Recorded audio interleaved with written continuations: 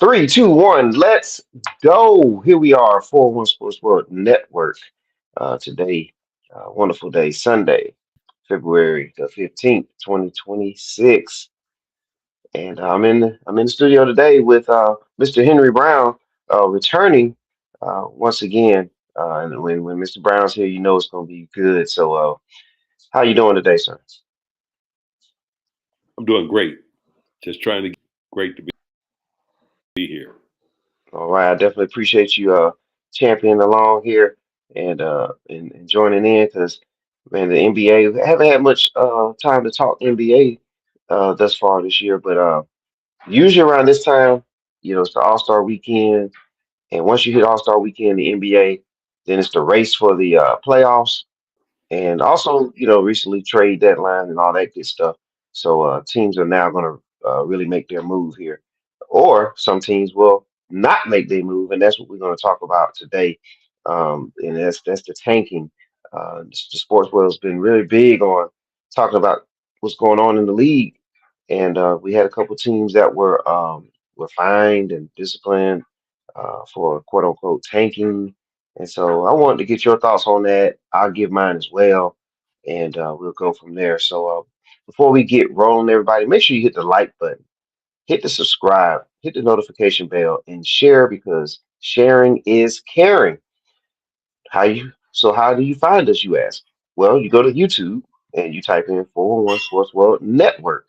That's 411 Sports World Network on YouTube. You also can find us on TikTok under Mr. 411, MisterFourOneone. Find us on TikTok and Instagram. It's all on the screen right there for you. We definitely appreciate those who've already done it and those who will. Mr. Brown, the NBA, man. A lot of talk about tanking. Uh, and here's that artist. People are familiar with him. They're into the R&B and everything. But Tank, he's a famous R&B singer, known for many things.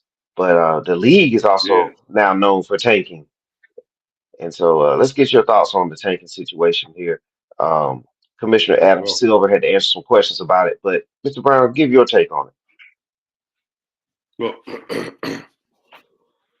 I'm gonna look at it from a historical perspective. Uh, I don't think there's any real resolve and address the tanking issue, or you could say load management.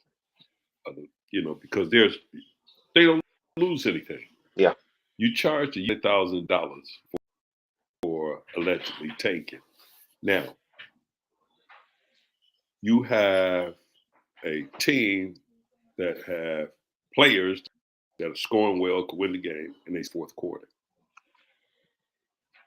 So what do you get from that? NBA do to address the issue? If you make you tanking, you don't get a draft pick this year. You, you got what you got. That's where you're at, right? So there's a lot to lose. The real issue is take an agreement with a team. You send players there like Utah is their top pick to Oklahoma City because they owe Oklahoma City. If they come in eighth, I think it is eighth, Oklahoma can't get their draft pick. So they're planning to not give Oklahoma that draft pick despite the deal you made with them. Right. I'm the commissioner. No matter where you are, you're giving up the draft. We also have room to believe that they're saying this is the most secure method, the way to draft nowadays. And I question it too. And I'll give you two instances. In 2024, right, the Pistons had the worst record in the NBA. But not only Hmm. that, they had on their team, they were horrible. When Bielema went to San Antonio. Yep. Then you look at 2023, the Pistons had, again, the worst day. They lost on the first pick. So here's what happened. This is what we looking at this. Every last one of those teams that had the worst record wound up with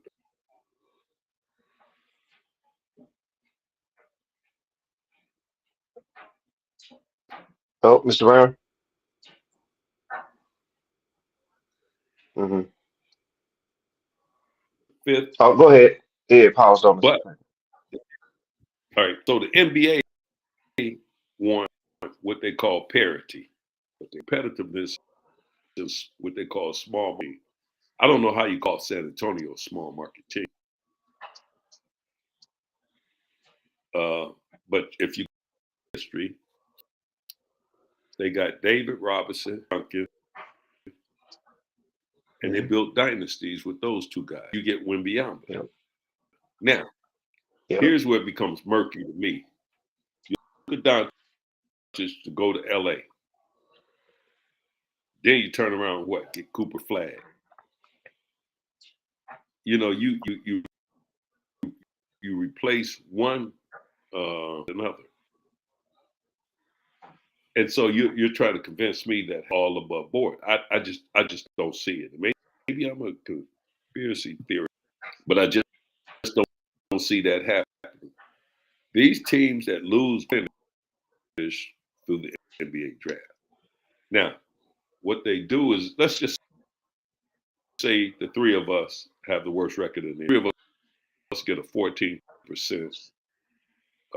at being number Hmm. one. How does that work? So you're gonna get three teams 14%. And history has shown us those teams typically go five, six, seven. So you get in the draft. That doesn't do anything to change a franchise. Have perhaps five, maybe six franchise moving the needle players in college.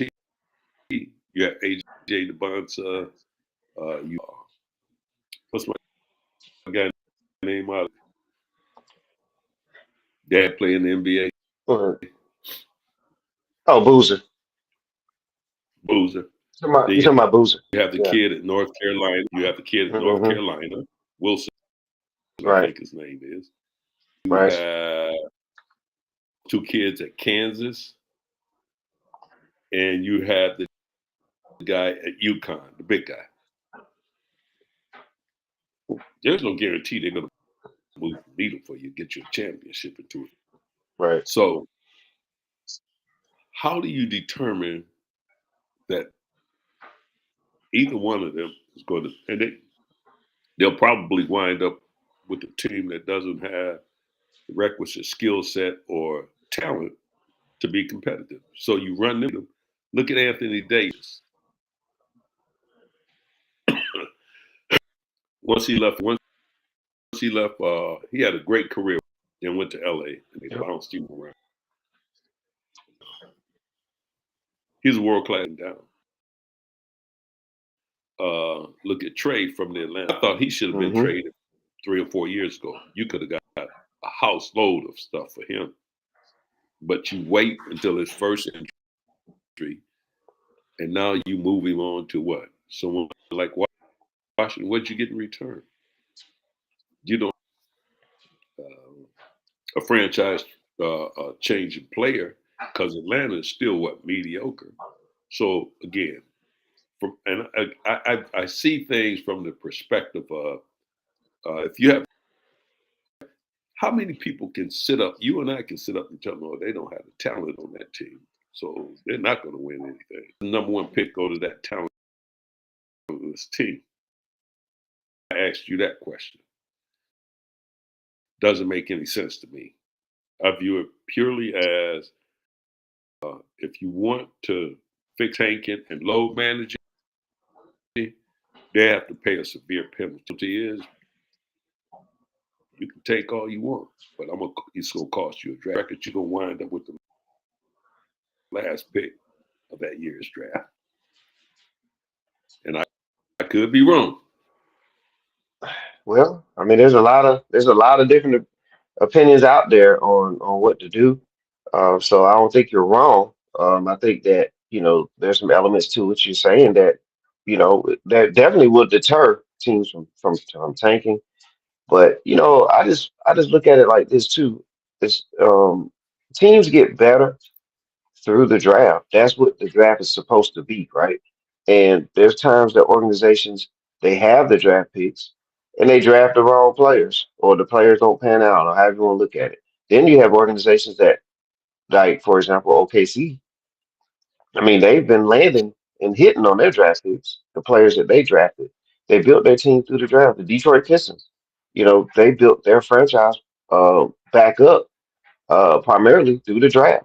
With drafting Cunningham and they have young talent that is developing now. In one way, I personally don't want to see like the draft get away from what it was designed for. It's designed for the bad teams to get better. And look at Golden State. They drafted Curry, they drafted Clay, they drafted Draymond, they drafted core players that have led them to championships.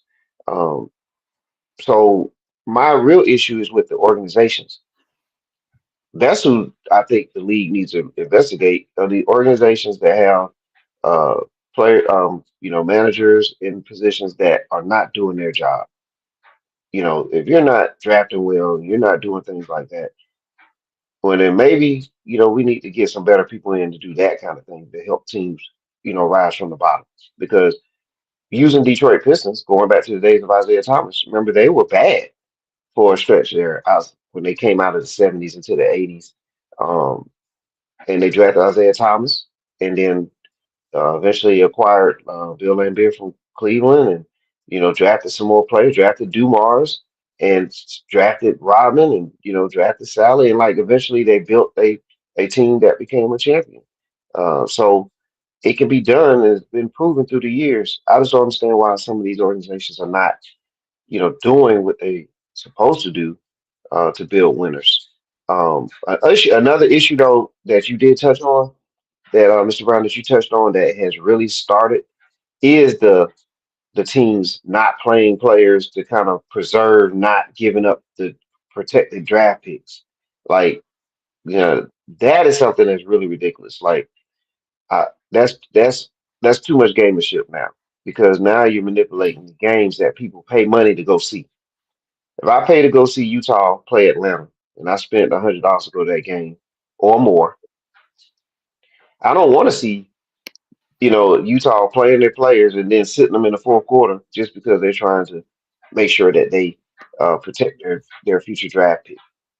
Atlanta's in a similar situation now. Um, they're looking for New Orleans. They made that trade during the draft, I think a year ago or so, and now that unprotected pick is supposed to come up this year for the Hawks. So it depends on where the Pelicans fall. The Hawks will get that New Orleans pick this year, which could turn into a lottery pick, which could turn into one of those guys that you mentioned, like AJ Dybantsa or Bruiser, to where they can add to their team. So I'm curious to see what Washington is going to. I mean, not Washington. What New Orleans is going to do as well. Are they going to play hard? Are they going to try to get victories, or are they going to try to make sure they don't have to do their draft pick? That um, is something that I have concern about too. What do you think about all that? Well, you've uh, you've said a mouthload to unpack, and I was just trying to keep some notes here. Yes, sir. Uh,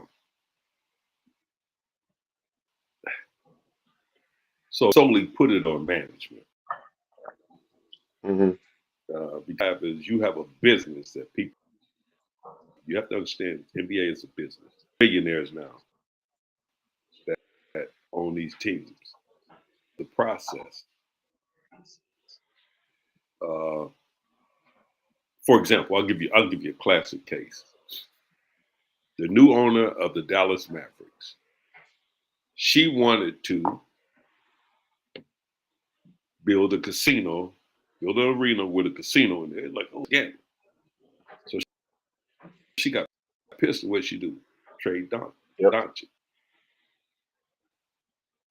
Now you give her a second chance by breaking flag. Uh, he's been tough since middle school, so that's a no-brainer. It Right. was you rewarded someone because what do we say in the league? Hey, everybody has to eat. You bought this franchise for $1 billion. We got to make sure that you stay viable. We're not guaranteeing any wins, but we want to put somebody in the arena that people want to come see. You see a team removed from the NBA. They're always talking about what? Expansion. Hmm. They want to put a team here, makes more money. Players. So a Cooper Flag is going to put butts in the seat. But then you talk about load management. Let's say I pay $700 to go see him play, and he's on. They don't care because they're making that money anyway, right? So I think the solution is that need to get rid of this load management stuff. Teams accountable by saying, look, if you tank in the draft, you won't even be considered for the top two or three. Advantage, okay. You got rid of a player that's a world class player. I can't really prove your motive behind it with the NBA, but this is what you get. You're not two or three. You know, that's how I see it. And I like I tell you, I'll tell anybody. My opinion is until there is way people from what I would consider as they're going to continue on. It's going to be more pervasive. People are going to do more and more things. It's going to get out of control. Well, I say it's already out of It control. is. Yeah, it is out of hand. It's out of control. If we just look at the history of the NBA, how many instances of this happened during David Stern's time? Can't think of You see, any. David Stern, he was hardcore. He'd get out here, He's the like it. team, the owners. Yeah. There was nobody that was excluded from Davis dealing with you in a rough manner. You know, the brawl in Detroit, he cost Mhm. us a bunch of games. Yep. Uh, The dress code. The, Latrell Sprewell, he dealt mhm. with him sternly. I'm Yeah. just saying, Silver is a nice guy. Seems a little soft to me, He definitely so has the he gonna have to player. buck up. Yeah, he definitely has the player. He's got the player's got him in his pocket, Yeah. and everything he's doing is like is really babying the players in the league. And you remember David Stern, and what an appropriate last name, Stern. But the dress code, Yes. the dress code. Remember he hit the Yeah. players in the 2000s, the Allen Iverson era, Kobe Bryant era, Rasheed Wallace, like that era where all the guys was dressing like you know, they was just dressing like Hip casual. hop. And then, yeah, and he changed that and put that dress code in, right?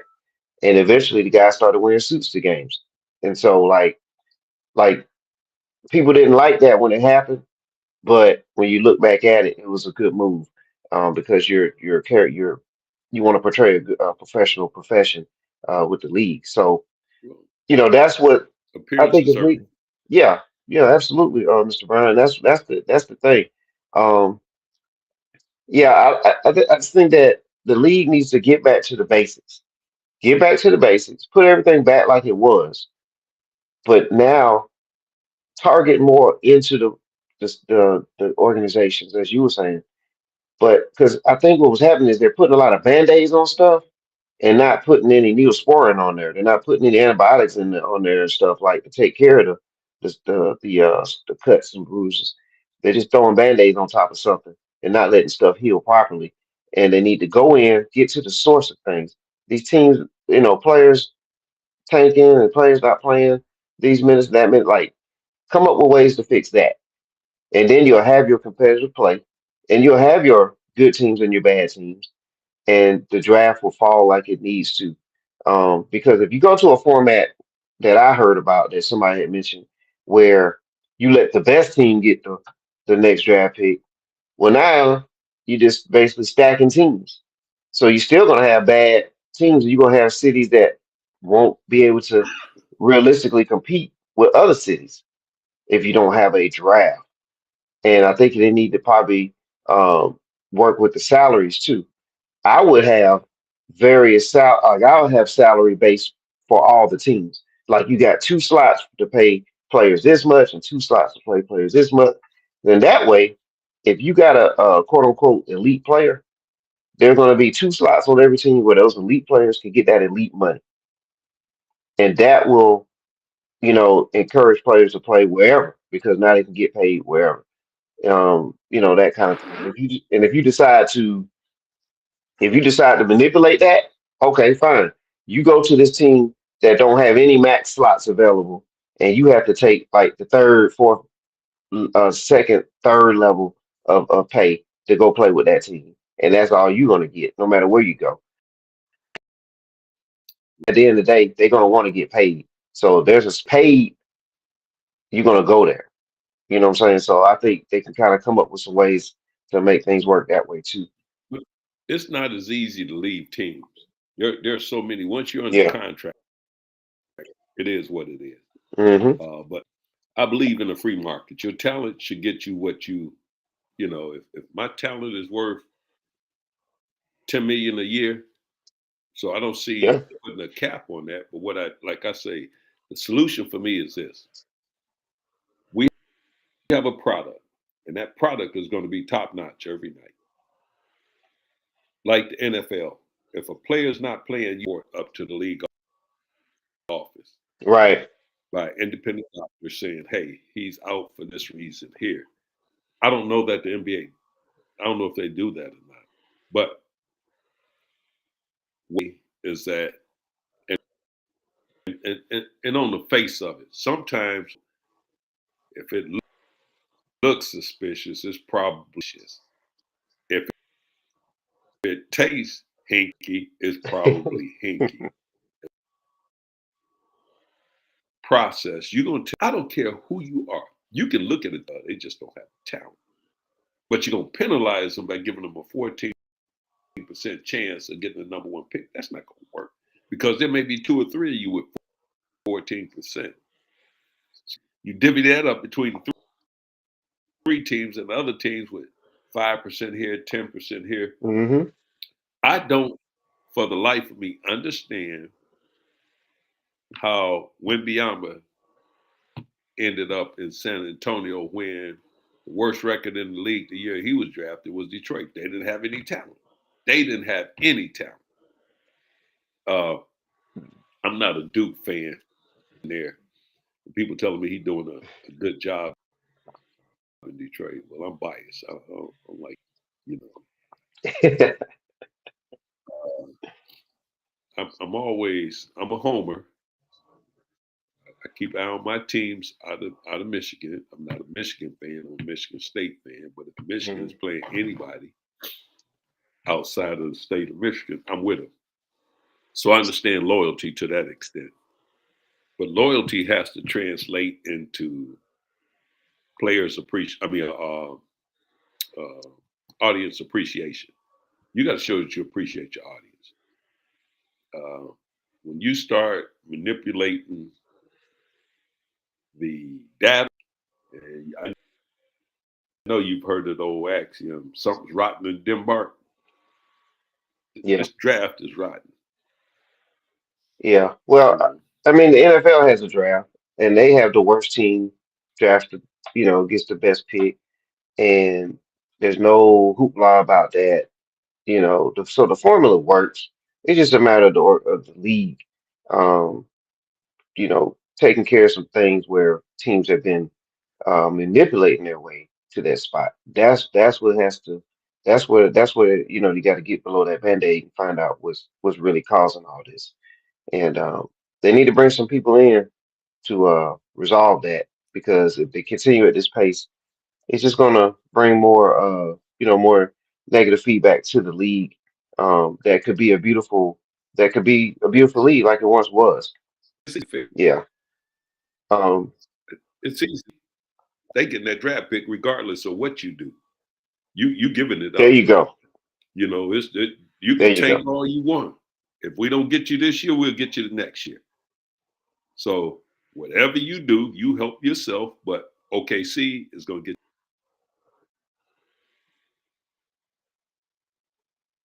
Yes, sir. All right. Mr. Brown, you still there? Oh, Mr. Brown. All right, get that connection back in here.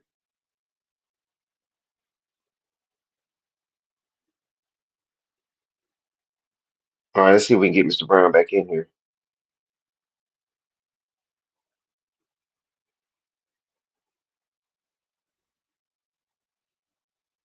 All right, we just lost Mr. Brown for a minute, but yeah, like he was saying, um, get the these teams just need to really look themselves in the mirror and make the right moves. Uh, what's best for the league. And I understand you're trying to do what's good for your team, but don't circumvent the process, what the league was designed for, so on and so forth. Don't do it that way. There's integrity that comes along with this too. And when people spend their money, their hard-earned money, to attend games and root for their teams, the organizations, the teams owe that to the fans to play their very best every time they step on the floor. I see is another issue Hmm. that the everyday working stiff can't afford to go to a game. And to compound that is if you don't have three or four different streaming services that you're paying for, you're not going to be able to watch them on television.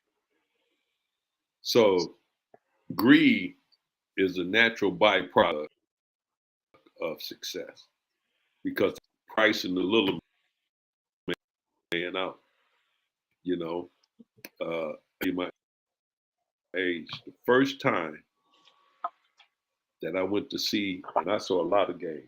My very first basketball game is I went to see Lou Alcindor play the Detroit Pistons. Oh wow. And I think I Well, paid 15. I was right down front.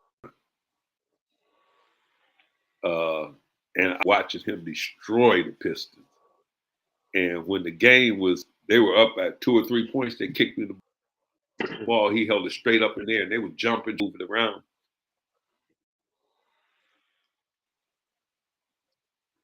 Walked off the floor.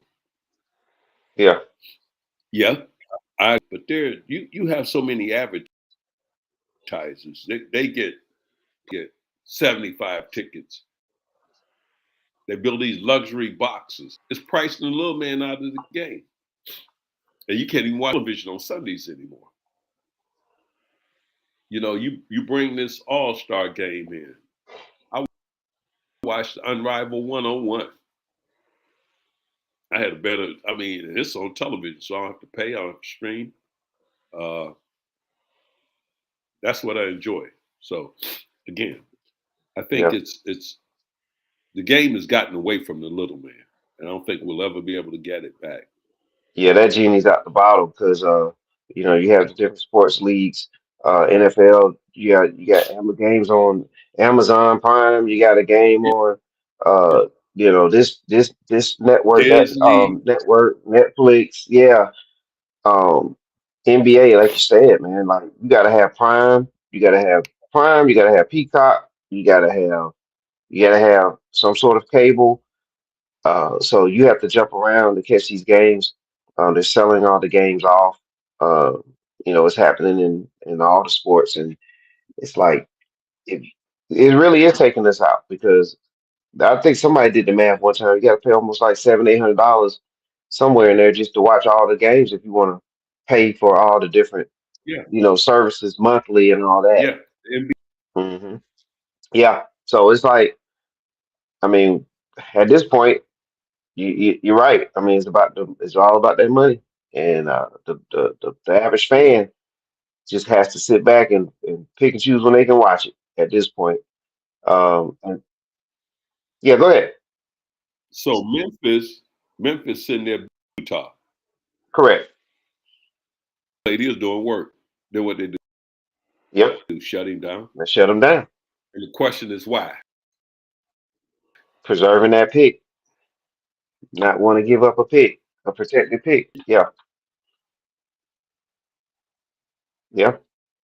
And now you tune in to watch the game, and let's say you are an avid Utah fan. You want to see your team compete and play.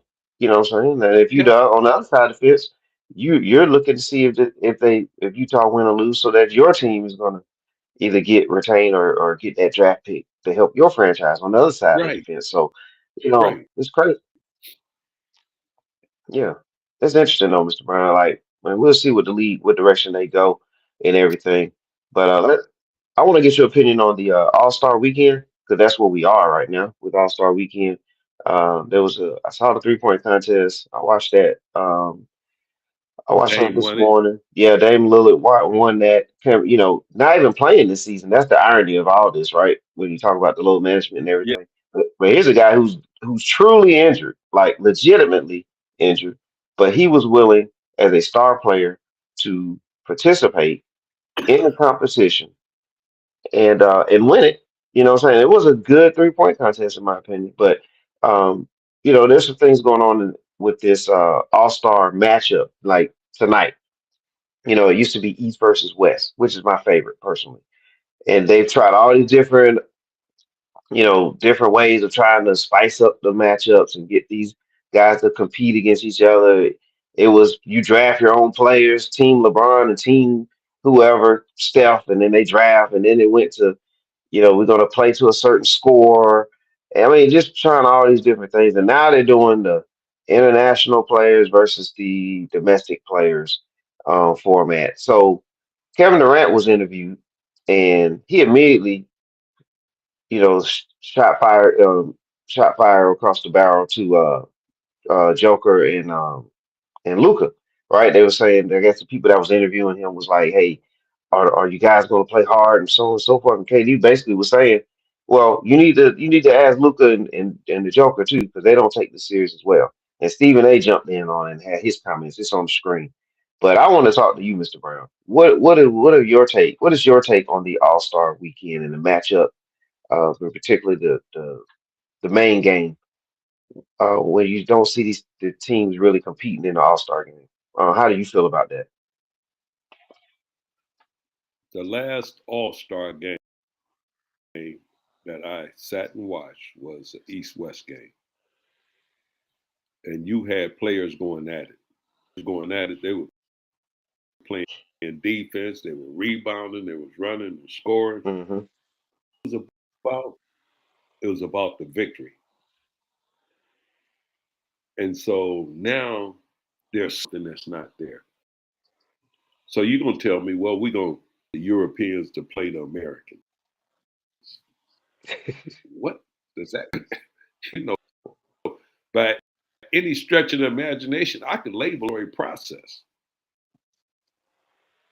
You're all NBA, so why you gonna divide them up by where they come from? You know what I'm saying? Yeah. So again, LeBron's not gonna pick, the fans not gonna pick. We're gonna allow the system to work itself out. The East, the West, you have players. Remember when Kobe was in that game Yep. and they was I'm telling you they were going at it. Yeah. You develop a competitive culture. You know, uh, was it? Oh, Hmm. Draymond Green. He said he look at me and say that I'm a bully, I'm a bad guy. Anybody? He said I don't play dirty. He said you get what you get. He said, but what I understand is when you come from Europe, you're taught people like you do things to get under their skin. Like when you walk by somebody, you do something to them, or step on their foot, and then when you retaliate, they throw their hands up. Oh, look! He said, until you understand those nuances, I don't let them get away with anything with me. They do something to me, they get it back. So he on his podcast, instance where Luca would do something to somebody, he'd call him all you B or say something to him. And Yeah. then when somebody retaliates, he throw his hands up like, what'd I do? Yeah. Point is you have to develop competition. And you can't, I don't know. I don't even know if I'm gonna watch. And I mean, and that's what has happened over the years, like erosion. Like just like our atmosphere, right? The green effect and all that stuff, right? Littering and Nope, over. we don't Oh, have that. There's no such thing as atmosphere anymore. well, hey, We just got away from that. like where we don't think about stuff until, and then years and years and years later, you see what happens. And like this has been building, right? We've had these games where Yeah, they're shooting the ball from half court.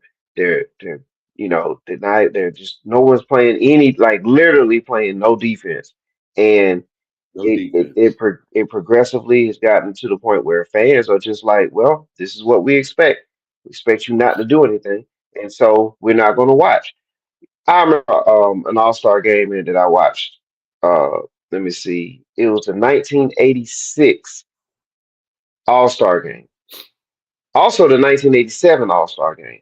I would encourage anybody to go back and watch those two games right there. And there's others that you can watch too. You can go all the way through the 90s, all the way to maybe the early 2000s. But those games in particular, the ones I just mentioned, well, go back and watch those games. There was no layups allowed. There was No, point, no, the point no. the point guards were pushing the ball. You had Magic pushing it this way, Isaiah pushing it back this way. You had the big men like blocking shots. They were posting up, playing defense on each other. They played the game like a regular season game, but you had all stars coming in and out that lineup, and that was entertaining. I don't know how much entertainment you can get. I mean, you can do that tonight. If these guys will play like that tonight, it would be super entertaining. But I mean, I saw a fight, so that tells you something. wow, yes, sir. Back, and I'm telling you, growing up, I've seen a fight in All Star game, and they were people trying to break them up and stuff. Yeah. It's I remember the first All Star game I watched Connie Hawkins play. They were banging, grabbing rebounds, hooking one another, scrapping. I'm like, man, see, that's basketball. Right, right, But now it's all about, well, let him shoot it to the hoop.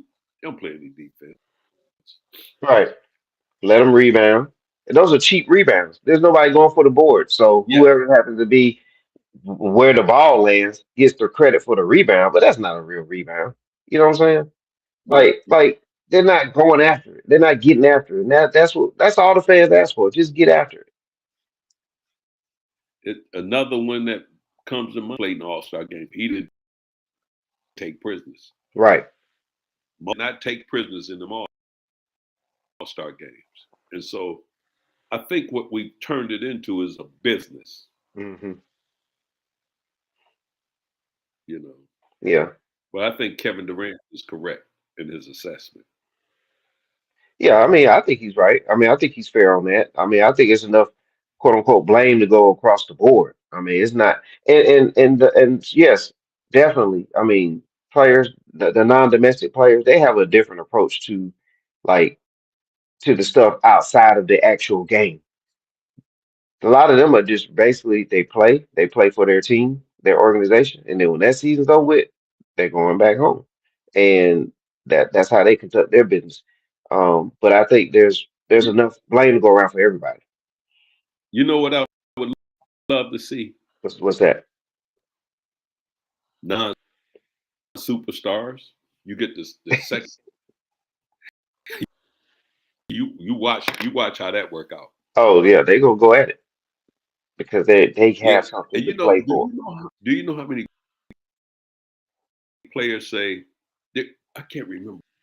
He has somebody keeping his points, and he always tried to because he didn't want to be in the All Star game. The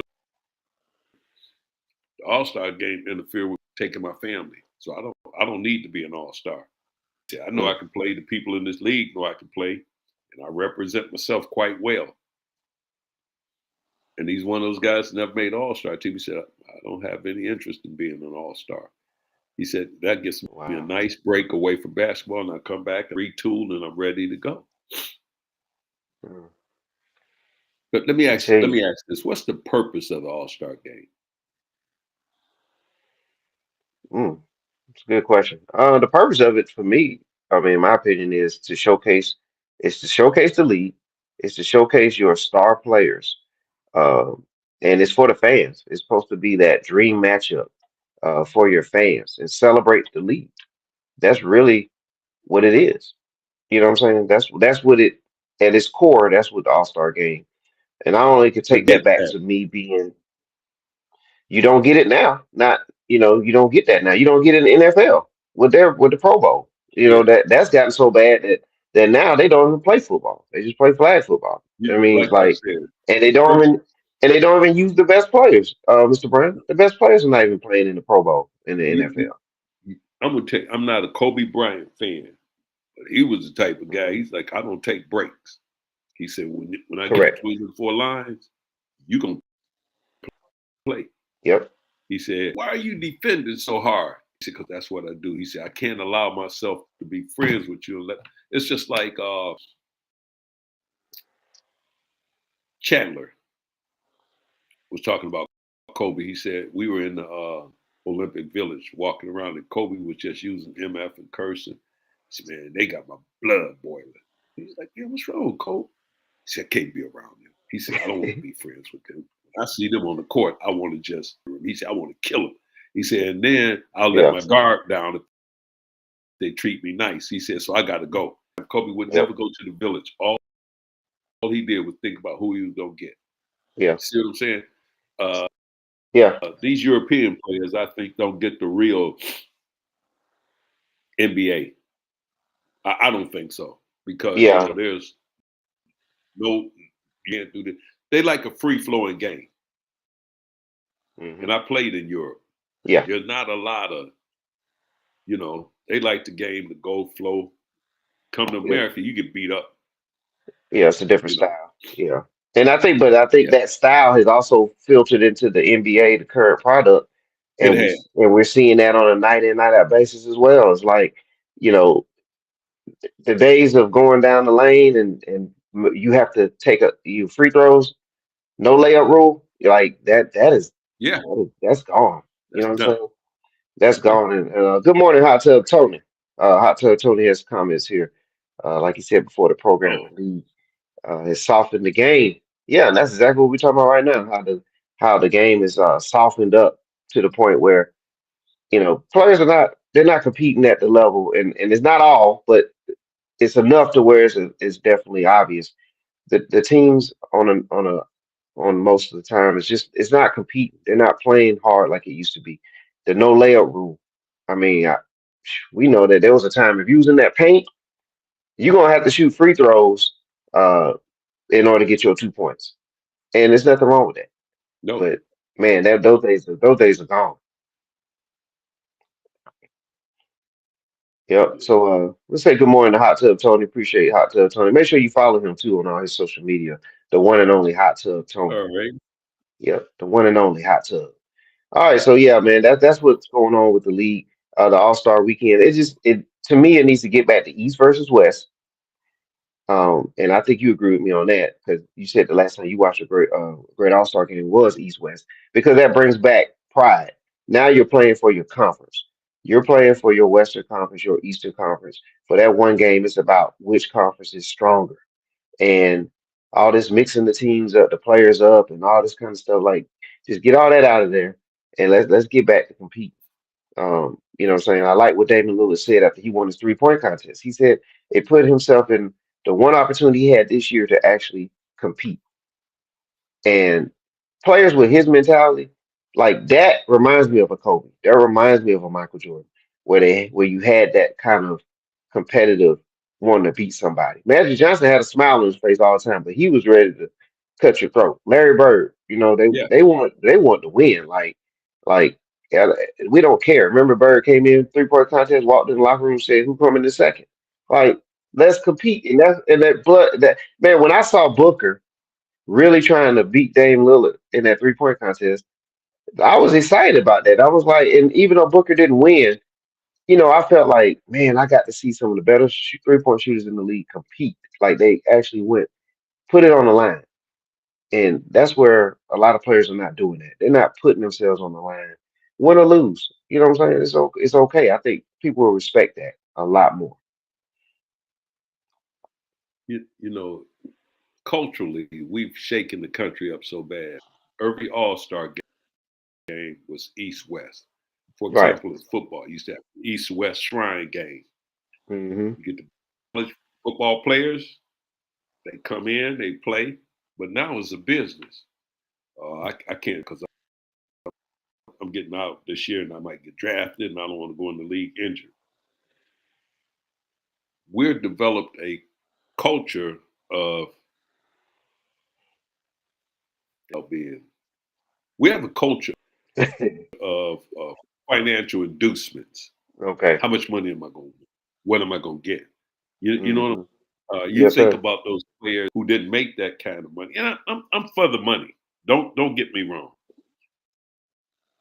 I am for the money, but I've also watched professional players who had to have jobs in the off season to feed their families because they wasn't making that kind of money. Right. So for sure, I'm glad about the money. I'm also, and again, I'm gonna take a veer, but I'll come back. I'm Okay. also happy with the NIL because these college coaches, you are paying them millions of dollars a year. Kid couldn't even get a pizza, but dollars a year because you're recruiting these kids, bringing them to your campus, and they're making you money chips. So anybody that have a issue with money, I said, if you want to level, for example, the NCAA, president of the NCAA was making $3 million a year. He hike a ball, dribble a ball. You're paying him off the back of the athlete. So I Yep. tell people, well, I don't have a problem with money. So don't get me Hmm. wrong. But also money has to be some I don't think the NCAA should be involved in it. I wouldn't trust them as far as I can throw a car, and I can't even pick a car up and throw it. Well, in Hmm. this culture for years, making decisions, ruining people's lives. Uh, I got to bring it back to the NBA, but this Dabo Sweeney, oh man, he's over there whining because he said, "I'm not going to pay anybody to come here and play." Now he's upset because people are contacting the players. Where we are with the NBA, we're getting Yeah. what we get because Hmm. there's no impetus to hold anybody accountable. Right. That's well stated. And man, oh boy, I can't. I'm not even gonna get started on the college sports, but yeah, like man. But anyway, that they made a great point there, Mr. Brown, and that's what it's come to. And the business side of things have just overtaken the the purity of the sports. I mean, I haven't even tuned into an NFL Pro Bowl game, and it might be a decade now or close to it Well, when you do because that's a waste it of time. yeah, it doesn't even look like football. Like it doesn't even look like you No, know that, and it's just and the All Star game is the equivalent to that when you want to see these guys compete, and then as soon as the ball's tipped, they're already jacking up threes from 40 feet from the basket. No effort on rebounds. yeah, They just walking up the court with the ball. Like that's not competing, and it's a bad look. And they need somebody in the league. There needs to be a player, two, three, or four of them that just say, you know what, forget all this. We're gonna compete, and you're gonna follow our lead, and you're gonna get out here and compete. If not, kick rocks and get out of here. Um, and so that's where the league needs to go. Now, speaking of gone, Chris Paul has announced his retirement from the NFL. And hot tub, your NBA. I mean from the from the NBA. Thank you, sir. And Tub, we see your comment there about Adam Silver. Definitely we talked about him earlier, and he's responsible. I mean, Mr. Brown was definitely bringing up a great point that Silver has been real soft on the league, and it's caused a lot of this. He basically caused it himself. But with Chris Paul, man, he's retired from the league, from the NBA. He announced it, I believe, yesterday or the day before yesterday. Day And before. it's been day before, yeah. Great career, for Chris Paul. But he's now out of here.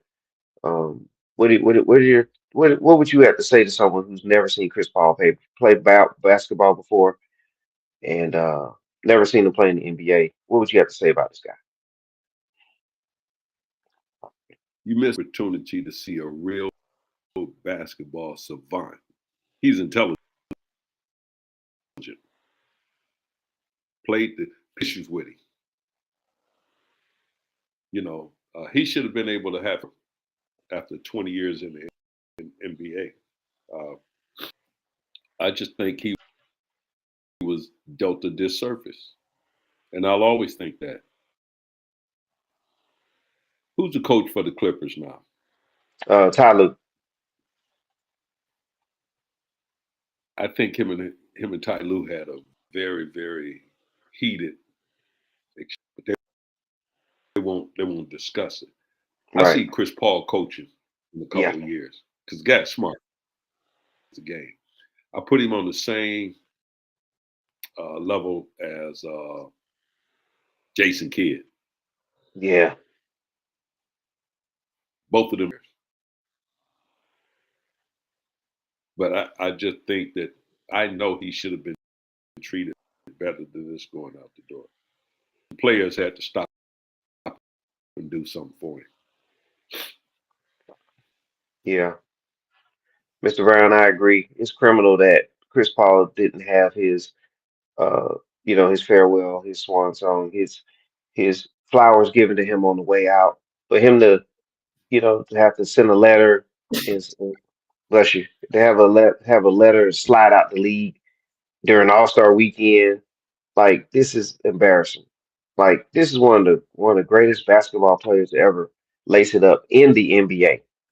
Um, as you stated, he's smart, intelligent, all those things. But the man was tough and he competed. And he was all NBA on defense. He was all NBA, and I'm talking about all NBA first team on defense year in and year out. He was all NBA first team on offense. He was a true two-way player. And wherever team he went to, he made that team better. Better. He Yep, doesn't have the I agree with championship. Yeah, he doesn't have the championship to go with it, but man, he's had some teams where the rosters were nowhere. I mean, they were not stacked. But when he went there, the team elevated and they became threats. I remember one year Charlotte was, I mean, not Charlotte, they were, well, New Orleans, right? Who came from you. Charlotte. Yeah, But the New Orleans Hornets, right? The New Orleans Hornets were, they were right there in the mix with the Lakers. When the Lakers won the back to back yeah. with in the Kobe Bryant era, when Kobe had the team to himself, like Charlotte, New Orleans was the team that was right there with him record wise, but didn't have a great roster. But Chris Paul had the ability to make his teammates better, put them in positions to execute, and and Excuse then, me. Give and me then- 1 second. okay. And I'll go ahead with one more Yeah. thing while you're taking your quick break there. Another thing with Chris Paul was like he literally took teams and carried them on his back as far as he could. And it's just criminal that he didn't get a championship, but it's really more criminal that he did not have a way to have his nice swan song on the way out of the league for all that he's given the league. Um, Chris Paul will be a coach at some point. Mr. Brown is spot on with that because when you're a point guard like that and you know the game and you basically know all the Forgive me. no, you're good, Mr. Brown. I was just going into the part about Chris Paul being a coach.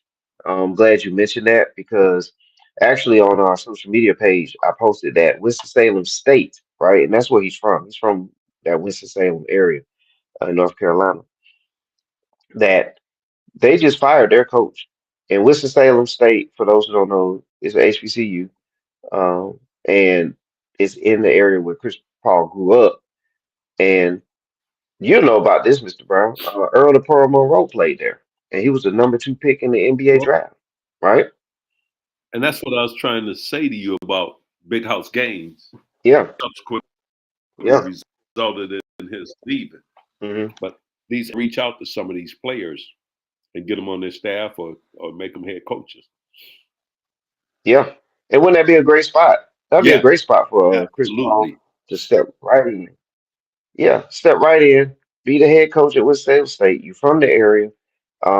You'll have the head coaching job. You would put a spotlight on the program that definitely would definitely benefit from having that spotlight, and you'll be able to give back, in another Yeah. way. You know what I'm saying? You'll Yeah. be able to give back to a school that truly needs that type of attention and eyes at it, and bring sponsorships in, and show the differences of what certain schools have versus other schools, and show the discrepancies there, and make change. And I think Chris Paul can do that. And I think they're Division 2 right now, and who's to Yeah. say one day you can't help them move into a Division 1, level, and make the NCAA tournament and win that? Like this is something that could be amazing, and I think Chris Paul would be the perfect candidate for that. Now, as far as his career, it is bad that he didn't get to have this swan song on the way out, for all that he's given the league. He's all NBA defense, all NBA offense. Man, a tremendous player. One of my favorite player point guards of all time. I have a list of some that I really followed. Jason Kidd when he was playing, Isaiah Thomas uh, from Detroit when he played, and Chris Paul. Like those are guards that I really enjoyed watching play. Obviously Magic Johnson too, but like Chris Paul is an all-time great, and he definitely be missed. There's Yeah. some of his stats. Absolutely. Yeah, and if you want to add to it, Mr. Brown, about Paul, you can. I got the stats up here on the board that people What can read can you while you talk. say? What else can be said about Chris Paul other than the fact that you know something else when they tried to trade him to the Lakers? Was it David Stern should do that and turn Oh around and the man, NBA bought the Pelicans and keep him there? yeah, that's man. Only Come player on, that's ever happened to. that's savage. That was a savage move Yeah. because think about it like this, Mr. Brown. At that time, Kobe Bryant was the best player in the league, in my opinion, and he was playing. He was elite on offense, elite on defense. Dwight Howard was still in his athletic prime, and he was a lead on defense, and he was amazing on offense. And then you add a Chris Paul to that, who at that time was a lead on defense and a lead on I offense. inclined to agree with My goodness, you would have had three offense and defense at an elite level, and that you. would Yeah. have been a sight to see. And they made it, and the trade was fair because the Lakers gave up. They were giving up Pau Gasol, and they also were giving up Lamar Odom. So I believe Pau Gasol was going to Houston at that time in the trade, and and Lamar Odom was going to go to New Orleans Hornets, which they were called the Hornets at the time. So they were giving up two of their starters that were integral parts of winning championships. So it wasn't like the Lakers was just giving up, you know, they were just like getting them for free. They were giving up quality players. That was You do criminal. realize the NBA bought that team. That was the Correct. only time the NBA purchased the team. Right. So That's the year where they didn't have true ownership, and the league took the yeah, ownership of that team. I'm glad you brought that up. And Mr. Demps was he was the man responsible, like the general manager for the team, and he signed off on the trade. But then Stern stepped in and did exactly what you said and blocked that. And that was savage because Paul would get his championship that he never was able to get, and then Kobe would have had more championships, and so would Dwight Howard. But all that's water under the bridge now in the past. But yeah, Chris Paul, great career, um, and wish you the best down the road, and hope to see you on the court, particularly at Winston-Salem State. But we'll see you wherever you decide to coach. I'm NBA coach too. That too, yes, that as well. He definitely could do that. Yeah. He has the mind for it. All right. Another point guard in the news is Steph Curry. Ooh, Okay, there's rumors out here now that this is his last. He's gearing up for one last run at the championship. So either they're going to try to make a move here and get somebody in here at some point by for next season. But it sounds like Curry's almost at the end of his road too, and he's trying to gear up for one more championship run. What are your thoughts here? Do you think A, do you think that can happen? And B, how do you think it can happen? Everything that happened in Golden State, and I'm talking everything, is a byproduct of a person with a great eye for talent. And that was Mark Jackson. Now, that team could be placed on autopilot because they had great talent. But now you got Dunleavy there. I just Dunleavy is an abject idiot. Oh, I shouldn't say that. I just don't trust his ability to get talent. And then you have players there that are leaving. Who's going to come there and play? Name me one player that want to go to Golden State. I can't. Dunleavy can't get on the phone and call somebody. Dunleavy was never a great player, and I didn't think he was intellect in the game anyway. He was just a who who I think got over and got the positions he got because of his dad. Hmm. So I would call him a legacy GM. Coach Steve Kerr, he got lucky. He's the luckiest man on this planet because he was able to get that job after Mark Jackson had put that team together. Now, there are those of us who say, "Oh, well, Mark Jackson did this, he did that." Whatever he did, it was so bad that he could never get another coaching job. You have to acknowledge the fact that when he started talking about Stephen Curry, you know what people said? When he talked about Draymond Green, oh man, that guy can't shoot. When he put all those players together, it was purely through being able to see talent. The coaches you have in the league now that can assess talent. So I think Steph is going to be happy with his farewell tour, but I don't think they're going to get anybody else in there that'll raise them to the level to win the championship. I don't think. You Yeah. just need a big man. So, Yeah, they and traded Kaminga. huh? Yeah, they traded Kaminga.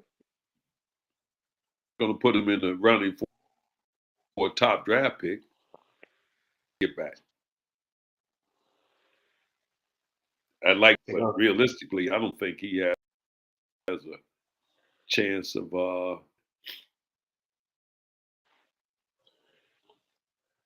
All right. I mean, that makes sense. Yeah, they traded Jonathan Kaminga. He's on the Hawks now. Um, Yeah. they're just in that they're in that no man's land where, like you said, their record is not so bad that they're going to be in the lottery, and it's not going to be so great that they can overtake any of these teams in the West. You know what I'm saying?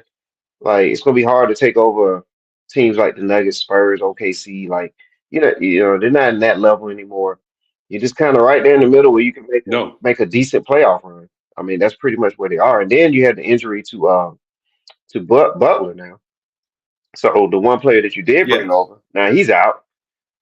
It, you don't have another shooter like Curry had the luxury of having arguably the best pure Clay shooter in the Thompson. league with Klay Thompson. The best pure shooter of all time with Klay on your side. You don't have that option either, where teams have to worry about both of you. So he's really in a tough spot. I mean, he's in a spot where if he's going to do it, he's going to have to do an Allen Iverson type of deal where you literally carry the team on your back Well, to the finals, and we have to see if he can do that. what did Clay Thompson? Really, nothing. And whose Like fault is that? it falls back on the The general organization. manager will get Yep. up there. And think about this, Mr. Brown. Remember, there was a time with the Warriors. Somehow, some way, they ended up with a top pick, and they drafted Wiseman. Like they didn't Yes. do well Yes. with their number one pick when they did find a way to end up getting And a top pick who did that? once again. Yeah. Levy. They Hey, don't they man. don't see talent. Yeah. Yeah. They haven't done anything since the Curry draft, and like That's been part of the issue. Yes, you're right. Like some organizations, remember the Bulls? Like, and I'm being facetious about Yeah, that, but the Chicago Bulls in their run, they had Jordan and they had a developed Scottie Pippen, but then they also their manager started bringing in pieces here and there that made sense and kept that train that rolling. Correct. And that's not what we're seeing in Golden State. So Curry, it's going to be tough for you to get that championship unless you put everybody on your back and you carry this team and do something that will be remembered for all time. So we wish you the best on that. yes. All right, before we get out of here, Mr. Brown, Stephen A. Smith. This is the last piece of news that we're going to talk about. He's an NBA guy. He's been an NBA uh, analyst and been around the game for most of his sports career. He's really tied to the NBA, so that's why we're rolling this into this episode. Now it is out there now that he is gearing up for a 2028 run for president of the United States of America. This has been rumored for a long time, but now it seems like there's a lot of momentum behind this. And well, one thing that I think is that because there's also rumors about Shannon Sharp trying to work his way back to ESPN, and that might be the replacement for a guy like Stephen A. if he goes and makes his run. So, what do you think? Do you think Stephen A. is going to actually make a run for presidency? And just give your thoughts, and then we'll get out of here. Stranger things have happened. I would have been in the White House, would have gotten a second chance. Hmm. But he has a loud mouth. What's wrong with him? Who was that? When last time you see an independent or single president in the White House? So, what party? He don't like the Democrats, but I'm talking about he don't have a wife. You've never had a single Oh, that too. president in the White House. Yeah, that's a good point. Mm. So, and then, uh, and again, this is why I have an issue. Why did There was something. because he was in there now allegedly he got caught in the hotel in New York with her was she was married to Jalen Rose. Hmm. So that sunk that allegedly. Now that's what the word on the street. Right. Then they say he has a for beefing with black billionaires, but the white billionaires he don't say anything to. You want to beef with LeBron James, but you don't beat teams. I don't think he have the intestinal character to be a president of anything. I just like to see that and never hear from him again. Uh, Stephen A. Smith, ever since he wrote the articles about Mr. Salem State, time has passed on. I still say, as long as the man is doing, there's too much bad in this world for you to knock one good guy. Find somebody bad to knock off. And once you knock them off, you keep knocking them off till there's no bad. But when a person does good, when he's out there making uh, young men captains of industries, when he's men into this nation, we can never have enough good. Set of circumstances, can we have enough good? So as far as I wouldn't vote for him to be a dog catcher.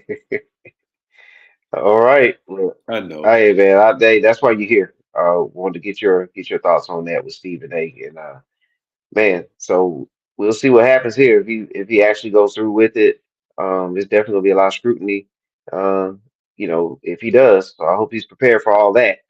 And another thing too, the financial backing. Where is that going to come from? How is that going to look? So we have to really have to see how all this plays out. He's definitely a celebrity, and we're in that world where the celebrity is celebrity driven, um, in all facets now. And so That's what we're looking at now. We'll see what happens. I don't Um, I think don't, he's a I big don't. enough celebrity to get a seat. Yeah, it's gonna take a lot. It's gonna take a lot for this to be pulled off. But we'll see. He's got to announce it first officially, and Yeah, we'll see. We'll kind of see what happens there. But that's the rumor. That's the word on the street.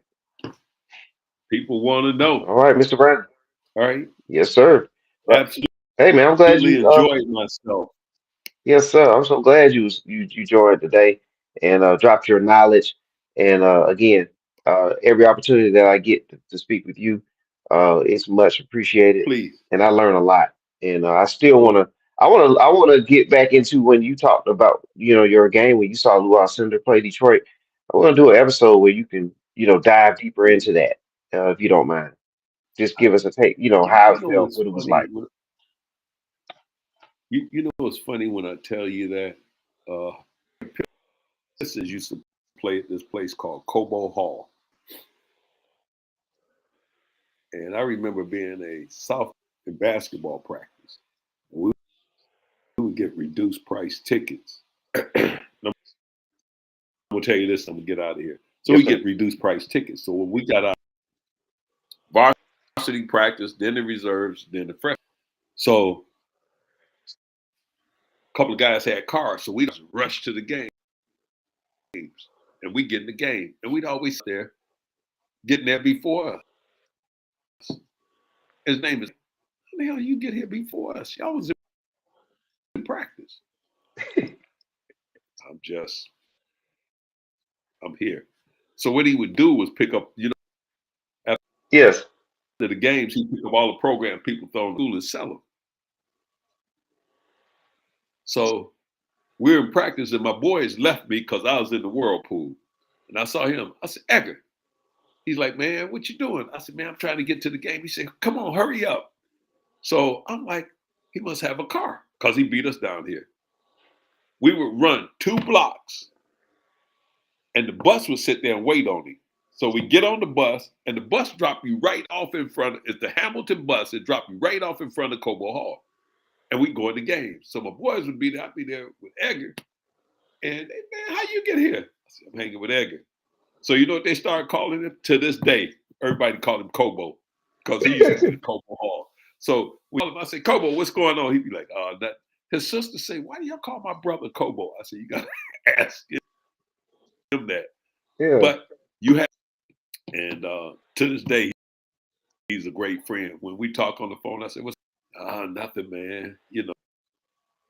So always, and I've seen some players, Yeah, man. And we done. played against some players. Like, hey, don't make me a stranger. I love being with. Okay. I'm gonna go ahead and and nail that down. So Yeah, you will not be a stranger. You will be back, and we're gonna get into those games and things and players that you have seen through the years. Because one thing about it, man, I love to learn about that, and it brings perspective to the game and to the sport. You know what I'm saying? So it's a perspective that a sports lot of history people have no are bounds. missing. Yes, sir. All right, so Yep. we'll definitely do that. It brings, All right, well, Mr. Brown, all right. definitely enjoy the rest of your God day. bless you. Yes, All sir. right. God You bless have a you as great one. well. All All right, right. everybody Take have care. a